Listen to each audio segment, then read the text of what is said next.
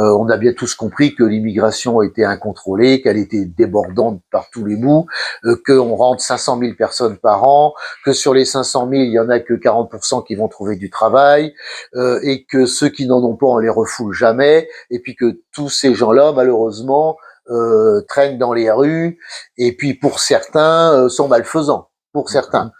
Donc égal que moi je vous donne tout de suite ma position sur une commune comme Le Perrier, il est évident que je suis pas pour l'accueil des migrants. Voilà. Je veux dire que si toutefois on peut étudier cas par cas, pour moi, une personne qui pourrait être accueillie sur la commune du Perrier, c'est une personne déjà qui vient, qui a trouvé un travail, qui est déjà bien intégré, qui parle le français, et puis on peut à ce moment-là évidemment faire tout pour qu'ils prennent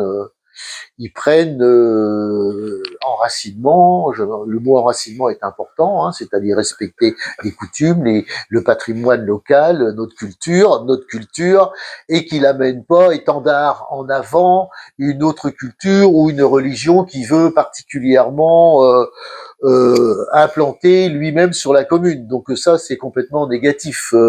Moi, ma position, elle est très claire. On me connaît.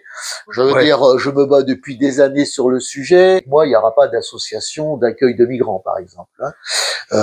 C'est extrêmement clair. Il n'y aura pas non plus de construction de CADA, de centres d'accueil, chose qu'on a eu une tentative à Saint-Jean-de-Mont. Vous savez qu'à Saint-Jean-de-Mont, il y a 2 ans, on avait manifesté, hein, parce qu'il y avait... alors, c'est une municipalité qui est très pro-migrante, très humaniste, mais humaniste pour les autres. C'est-à-dire, c'est vous qui devez les accueillir et sur votre commune. Vous devez vivre avec, le fameux vivre ensemble.